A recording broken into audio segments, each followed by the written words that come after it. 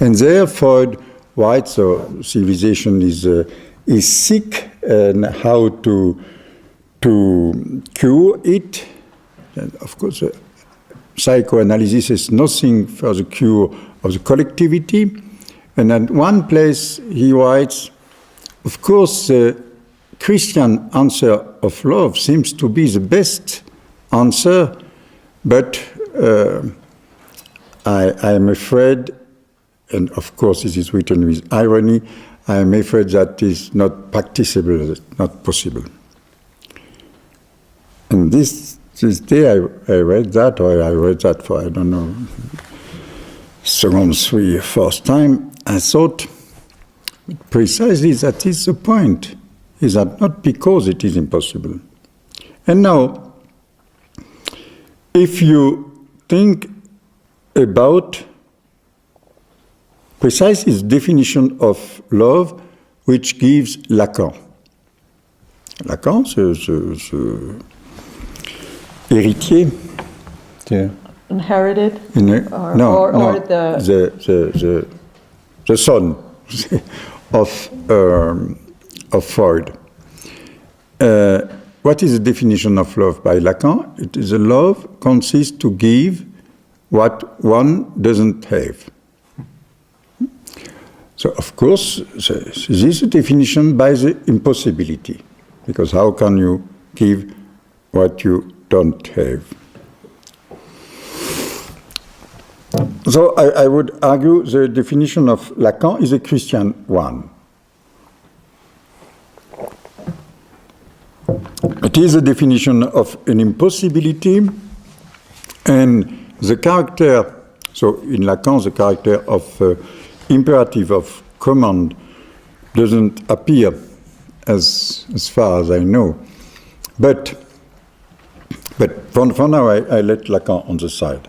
Just to say that such a definition by Lacan we understand very clearly, all. We don't need to be Christian or to have a Christian faith to agree with such a definition. And then, what does that mean, or what can that mean? To give what I don't have is precisely to give at least neither something I would have, of course, which means to give nothing of the order of anything that could be given, that is, that could be taken and given. This is not to give something that would be out of my actual positions, but that I could go there or there and take and give. No, this is to give something that doesn't belong to the realm of the, if I can say that, the givable. The givable. The givable things. No. Neither that, nor to give in a certain way myself, because one could be seduced by the idea, yes, this is to give myself. But if myself is, once again, something I could give, then this is myself as far as I have myself. Then this definition means that love consists to give something which is nothing. Being nothing has to do with what is not a thing, not at all a thing. Then that is what is not a thing, what is not an object, if you want, it is a subject, you know.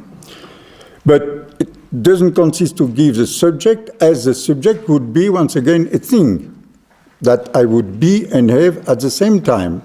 Then it consists to give from me I would say precisely what is not mine in any sense nor possible position of mine. Not even my person. You know. That is, it consists to give what is behind or beyond any subject.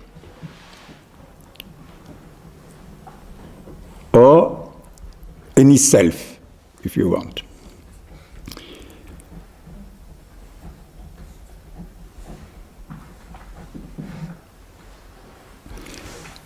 Which can be made only by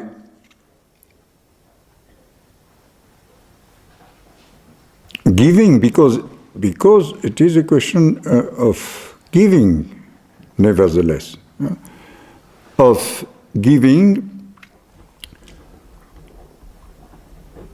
precisely nothing, then giving to say that I try to say something, because I don't know exactly how it should be said, of giving the fact that I cannot possess myself. You know?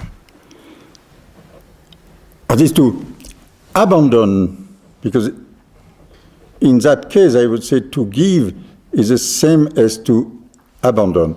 In French I would say donner is the same as abandonner. Because to give in French is to donner. To give up. To give up. That's wonderful. To give is to give up. A little like in German, die Aufgabe der Liebe ist aufzugeben. Yeah. In German, that means the task of love is to abandon. What happens? Du gibst auf. Shattered love. Yes. So, and yes, thank you, it's shattered. Yeah, and that perhaps could be a meaning of the shattered love, the title of this ancient text. I don't remember exactly why. No, I remember that shattered, I chose the word shattered because I thought, at least at the beginning of the text, of the many figures of love, you know. But that is another problem, perhaps. So, but shattered, yet that is, that to love means to give up the self as possession, the self as present to itself, and also, or in order to give, to give and to abandon to the other something, to say that in that way, because how to say that, something that the other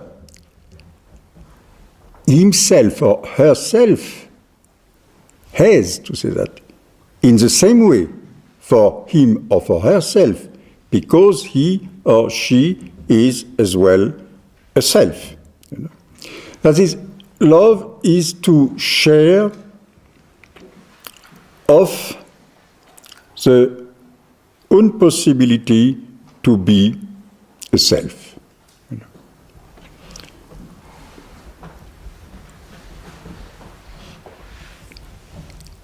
And I think that in that way, this perhaps a mean to understand how Christian love, with all this its impossibility, with all its absurdity, and with all the contradictions, contrariety, the denial also, that all the history, all the society, in the church, but as well out of the church. So with all that was done against the most simple idea of love,